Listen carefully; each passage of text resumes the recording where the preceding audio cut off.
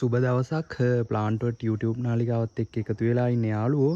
ඉතින් මේ කාලෙකින් වීඩියෝ එකක් දැම්මෙත් නැහැ. උන් ඉතින් අද මම මේ වීඩියෝ එකෙන් කරන්න යන්නේ කොළ කොට වීම මුලින් ඉඳන් කොහොමද අඳුනගන්නේ? ඒකට හේතු වෙන සාධක මොනවද සහ යොදා ගන්න පුළුවන් බෙහෙත් වර්ග මොනවද කියලා. මම ඉන්නේ මේ මගේ වගාවේ. දැන් මේක සාමාන්‍යයෙන් දින 60ක් 65ක් වගේ ඇති. දැන් කරල් තියෙනවා කොහොමත් තව සතියකින් විතර අපිට හාවස්ට් එකක් කරන්න පුළුවන්.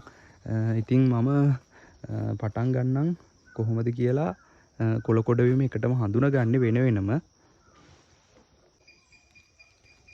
ඉතින් සාමාන්‍යයෙන් ඔයාලගේ වගාවට මුලින් ඉඳන් දින 7න් 4 වගේ ඇබමැක්ටින් ඊට පස්සේ ඉමිඩක්ලෝරොපිල් ඒ වගේ කෙමිකල් එකක් මාරුවෙන් මාරුවට ඔයාලා ගහගෙන ඉන්න ඕනේ දින 7න් 4 වගේ. ඒක ගොඩක් වැදගත්. මොකද ලෙඩක් ආවට පස්සේ බොරුවට මහන්සි වෙනවට වැඩිය මුලින් ඉඳන් මේ බෙහෙත් ටික ගහගෙන ගියොත් එහෙම ඔයාලට මේ ලෙඩ වගාවට ඇතුළු වීමේ හැකියාව ගොඩක් දුරට අඩු කරගන්න පුළුවන්. හරි, දැන් අපි බලමු ඔයාලගේ වගාවට කොළ කොට වීම සිද්ධ වෙනවා නම් ඒකට හේතු වන කරුණු වෙන වෙනම. එතකොට එකටම සාමාන්‍යයෙන් මේ දවස්වල ගොඩක් තියෙනවා පැලමැක්කගේ හානිය. බලන්න ඔයාලට පේනවා ෆොටෝ එකක් මම දාලා තියෙනවා. කොළ සාමාන්‍යයෙන් උඩට තමයි වකුටු වෙන්නේ. එතකොට දළු වල ඒවා තමයි ගොඩක්ම වකුටු වෙන්නේ. එතකොට මේ ගොඩක් වර්ධක අවධියේ පැල අවධියේ තමයි වඩාත්ම ඉක්මනින් මේක වෙන්න පටන් ගන්න.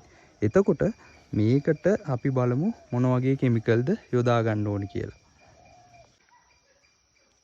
අපි මේකට යොදාගත හැකි කෙමිකල් ගැන කතා කරොත් ඒ කියන්නේ පැලමැක්කගේ හානියට අපිට සාමාන්‍යයෙන් ඉමිඩක්ලෝරොපිල් සහ ඇබමැක්ටින් එකටත් මේක අඩු වෙනවා. නමුත් ඊට වැඩිය අපි වගාවට ඇතුළු නම් පස්සේ ඊට වැඩිය සැර බෙහෙත් යොදාගත යුතු නිසා මම කියන්නම් මේ රේඩියන් කියන කෙමිකල් එක. මේක ගොඩක් හොඳයි. මේක පත්‍ර හරහා විනීද යනවා කියලා තමයි ලේබලේ තියෙන්නේ. ඒක සිස්ටමික් එකක් නන් නෙවෙයි. ඒ වුණාට මේක ගොඩක් හොඳට වැඩ කරනවා. මම පාවිච්චි කරලා බලලා තියෙනවා. ඇත්තටම මේ කෙමිකල් එක හොඳයි. ඉතින් මේක මේ ඔයාලා ස්ප්‍රේ කරද්දී උඩ යට දෙකටම හොඳට තෙමෙන්න ගහන්න ඕනේ.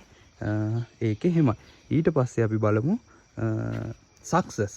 මේකත් හොඳ කෙමිකල් එකක්. මේක ගොඩක් දුරට බයෝ කෙමිකල් එකක් කියලා තමයි කියන්නේ. ඉතින් මේකත් ඔයාලට පාවිච්චි කරන්න පුළුවන්. මේකත් හොඳ කෙමිකල් එකක්. මේකටත් මැරෙනවා.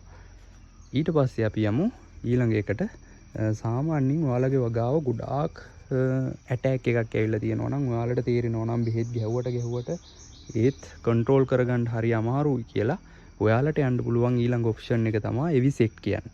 ඉතින් මේක සාමාන්‍යයෙන් ඔයාලා අහලත් ඇති දැකලත් ඇති කළු පැලමැක්ක ඉන්නවනේ. දැන් සාමාන්‍යයෙන් අපි බැලුවොත් ඉන්නේ අර නිකන් කිරි පාට වගේ පොඩ්ඩක් දුඹුරු පාටට වගේ හුරු එක. ඊට අමතරව දැන් සමහර පැතිවල ඉන්නවා කළු පාට පැලමැක්කෙක්. එයා ගොඩක් දුරට මල්වල එහෙම තමයි ඉන්නේ. මල්වල කොලෙත් ඉන්නවා. එතකොට අර සාමාන්‍ය අපි දැකලා තියෙන පැලමැක්කට වැඩිය එයා ගොඩක් හානිකරයි, ඉක්මනින් පැතිරෙනවා. දැන් කළු පැලමැක්කට මම ටෙස්ට් කරා ඔයක පොඩ්ඩක්. කළු පැලමැක්කා ඉක්මනින් මේ එවිසෙක්ට් එකට මැරෙනවා. නමුත් වැඩේ තියෙන්නේ එවිසෙක්ට් එක පාවිච්චි කරද්දී ගොඩක් සැලකිලිමත් වෙන්න ඕනේ. ඔයා ඩෝස් එක වැඩියෙන් ගැහුවොත් මල් හැලෙනවා. දැන් අපිට තියෙන ඔප්ෂන් එක කළු පැලමැක්කට ගොඩක් දුරට ඒක තමයි. නමුත් මල් හැලීමේ හැකියාව වැඩි. ඒකින්ද નિયમિત මාත්‍රාව පාවිච්චි කරන්න සැලකිල්ලෙන් ගහන්න. එතකොට මල් ගොඩාක් තියෙන කාලෙට ඒක පාවිච්චි කරන්න සුදුසුයිද නැද්ද කියන එක පොඩි ගැටලුවක් තියෙනවා. ඒකින්ද ඔයාට පුළුවන් නම් ඔයා ඒක ස්ප්‍රේ කරන්න කලින් එයාලගේ කම්පැනි නම්බර් එකට කතා කරලා බලන්න කොච්චර ප්‍රමාණයක්ද දාන්න ඕනි කියලා. මම කතා කරලා බැලුවන් පස්සේ කිව්වා ටනල් ඇතුළට නම් ටැංකියකට 16 ටැංකියකට ග්‍රෑම් 25කුත් ඇති කියලා කිව්වා. ඒ කියන්නේ ඇතුළත වගාවකට. ඒතකොට එළිය වගාවකට එයාලා අර නිර්දේශ කරනවා ග්‍රෑම් 40 පැකට් එක. ඒකින්ද ඒක ගැනත් පොඩ්ඩක් සැලකිලිමත් වෙන්න. කෝල් එකක් දුන්නට පාඩු නෑ. එතකොට ඔයාලගේ වර්ධක අවධිය අනුව සමහර විට එයාලා කියයි කොයි වගේ මාත්‍රාවක්ද යොදන්න ඕන කියලා. ඊට පස්සේ ඔයාලා අහලා ඇති ට්‍රාන්ස්ෆෝම් කියලා කෙමිකල් එකක්. මේකත් හොඳයි. මේකත් වැඩ කරනවා හොඳට. පැලමක්කන්ගේ හානියට මේකත් අපිට යොදා ගන්න පුළුවන්. ඉතින් සාමාන්‍යයෙන් අපිට කෙමිකල් දෙක තුනක් අවශ්‍යයි. මොකද එකම කෙමිකල් එක දිගින් දිගටම පාවිච්චි කරන්න බෑ. එතකොට මේ සත්තු මේවට හුරු වෙනවා. එතකොට මං හිතනවා ඔයාලට ওই කෙමිකල් ටිකෙන් පැලමැක්කගේ හානියක් ආවොත් ගේමක් ගහගන්න පුළුවන් වෙයි කියලා. ඒක එහෙමයි. එතකොට ඊට අමතරව තවත් වැදගත් කරුණක් තියෙනවා මේ HB ඉන්සෙක්ටා කියලා එකක් තියෙනවා. මේක සාමාන්‍යයෙන් ඉන්සෙක්ටිසයිඩ් එකක් නෙවෙයි. නමුත් මේකට ඉන්සෙක්ට්ලාගේ මේ පිටත ආවරණය සිදුරු වෙනවා කියලා කියනවා. දැන් මේක අපිට යොදා ගන්න තියෙන්නේ අපි යොදන මේ කෙමිකල් එකත් එක්ක කවලම් කරලා. සාමාන්‍යයෙන් අපි අර ගම් යොදන්නේ ඒ වගේ. එතකොට මේක මිලි 10ක් ජලයේ ලීටර් 16කට දිය කරලා කෙමිකල් එක වෙනම දිය කරලා ඒ දෙක එකට කරලා ස්ප්‍රේ කරන්න තියෙනවා. එතකොට ඒ ලේබලේ ඔයාලට ඒ කරුණු තියෙනවා පැහැදිලිවම. ඉතින් ඒක ඔයාලට බලා ගන්න පුළුවන්. ඇත්තටම මේකේ ප්‍රතිඵලයක් තියෙනවා. මම පාවිච්චි කරනවා. වගාවට ගොඩක් දරුණු ඇටැක් එකක් ආපු වෙලාවක යොදා ගන්න පුළුවන්. ඇත්තටම මේක හොඳට ප්‍රතිඵලයක් තියෙනවා. හරි. ඔයාලට දැන් මම අර පැලමැක්කගේ කතාව කියාගෙන යනකොට පැලමැක්කට මං කිව්වනේ කොලේ සාමාන්‍යයෙන් උඩට වකුටු වෙන්නේ කියලා. එතකොට තව ඔයාලට වර්ධවා වටහා ගැනීමේ හැකියාවක් තියෙනවා. සාමාන්‍යයෙන් ටොක්සික් එකක් වුණා. මේ කියන්නේ අපේ වගාවට ඔයාලා දාපු මේ පොහොරක් හරි නැත්තම් ගහපු කෙමිකල් එකක් හරි ගොඩක් දුරට සැර වැඩි වුණොත් එහෙම කොලේ මෙන්න මේ විදියට උඩට තමයි වකුටු වෙන්නේ. නමුත් ඒක ඔයාලට පැහැදිලිව අඳුරගන්න පුළුවන් පැලමැක්කා සහ ටොක්සික් වෙන වෙලාවක තියෙන පත්‍රයේ පැහැදිලි වෙනසක් තියෙනවා. ඔයාලට ඒ වෙනස අඳුරගන්න බැයි නම් ඔයාලා බලන්න සත්තු ඉන්නවද කියලා. නැත්තම් ඔයාලා දැන් ටොක්සික් වෙලා තියෙන අවස්ථාවක බොරුවට කෙමිකල් ගෙනල්ලා ගොඩක් ගහනවා. එතකොට ගහ තව ස්ට්‍රෙස් වෙනවා. ඒකින්ද ඒක ගැනත් මතක තියාගන්න. ඕක ගැන පොඩ්ඩක් අවධානයෙන් බලන්න. එතකොට සුදු මැස්සගේ හානිය ගැන කතා කරද්දී සුදු මැස්සා ඔයාලට හොඳට පේනවා. සුදු මැස්සා සාමාන්‍යයෙන් ඔයාලගේ මේ පඳුරක් පොඩ්ඩක් මෙහෙම හොල්ලපුවාම ඔයාලට සුදු මැස්සා ඉගිලෙනවත් පේනවා. එතකොට පොඩ්ඩක් ඒක බලලා ඉවරලා ඔයාලට ලේසියෙන්ම සුදු මැස්සව අඳුර ගන්න පුළුවන්. පත්‍රය යට තමයි ඉන්නේ සුදු පාට මැස්සේ. එතකොට ওই සුදු මැස්සගේ වැඩේ තියෙන්නේ සුදු මැස්සා වෛරස් එකත් ඇරයි යනවා. ඒ කියන්නේ ගහෙන් ගහකට වෛරස් එක පතුරවා හරින්නත් එයා බලපානවා. ඉතින් මේකට සුදු මැස්සට සාමාන්‍යයෙන් ඉවිඩක්ලෝරොපීල් නිර්දේශ කරනවා. ඊට අමතරව ඔයාලට මේ වගේ කෙමිකල් භාවිතා කරන්න පුළුවන්. මේ මොනවද? ප්‍රොපනපෝස්. ඔය ප්‍රොපනපෝස් එක ඉස්සර කැල්ක්‍රෝන් කියලා එහෙම තමයි ආවේ.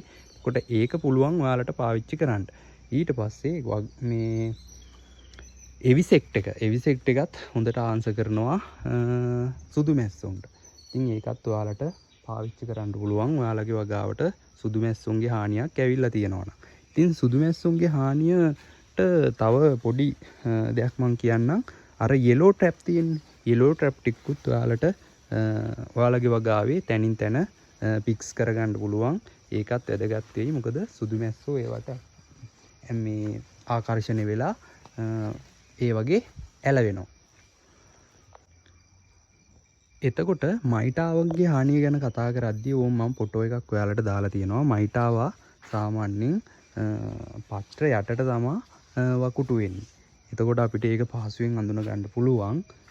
මොකද පත්‍ර යටට වකුටු වෙලා තියෙනවා. ඉතින් ඔයාලට මේ මයිටාවුන්ට මයිටාව නාශක තමයි යොදා ගන්න වෙන්නේ.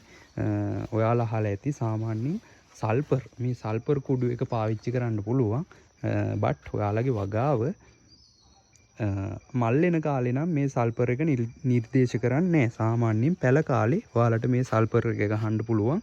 මේ සල්පර් එක දිලීරනාශකයක් විදියටත් වැඩ කරනවා. ඒකින්ද ඒක පැල කාලේ ගහන එක හොඳයි දෙකටම බලපාන නිසා. ඊට පස්සේ මයිටිගේට් ඔයාලා අහලා ඇති මේ මයිටිගේට් එක අපිට පාවිච්චි කරන්න පුළුවන්. මයිටා ඇටැක් එකක් ආපුවාම වගාව ආරක්ෂා කරගන්න. ඊට පස්සේ තව එකක් තියෙනවා. ලංකෙම් ළගේ තියෙනවා සන්මයිට් ඔයාලා අහලත් ඇති. ඉතින් මේ සන්මයිට් එකත් හොඳයි. ඉතින් ওই මයිටා නාශක දෙක තුන මාරුවෙන් මාරුවට ගහලා ඔයාලට පුළුවන් ඔයාලගේ වගාව ආරක්ෂා කරගන්න. ඉතින් තව ඉස්සර තිබ්බා නිසොරාන් කියලා කෙමිකල් එකක් මයිටාවන්ට. ඉතින් මම බැලුවා ඕක දැන් ටිකක් හොයාගන්න නෑ. මං හිතන්නේ ඒක දැන් එන්නේ නැතුව ඇති.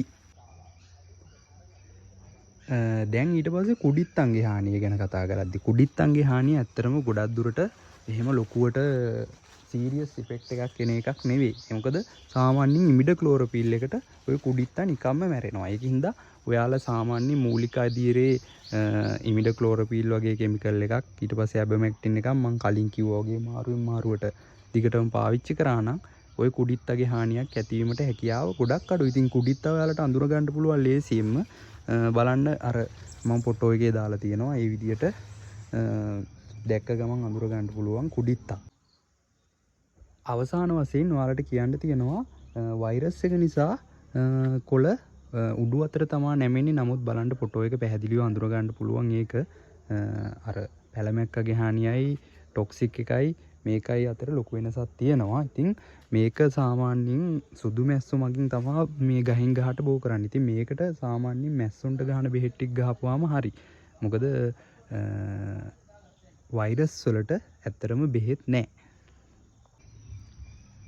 ඉතින් යාළුවනේ මම අද වීඩියෝ එක නවත්තන්න යන්නේ. මම හිතනවා ඔයාලට මේක වැදගත් වෙයි කියලා. ඉතින් ඔයාලාගේ මොනවා හරි ප්‍රශ්නයක් තියෙනවා නම් ඒකත් කමෙන්ට් එකක් විදියට පළ කරන්න.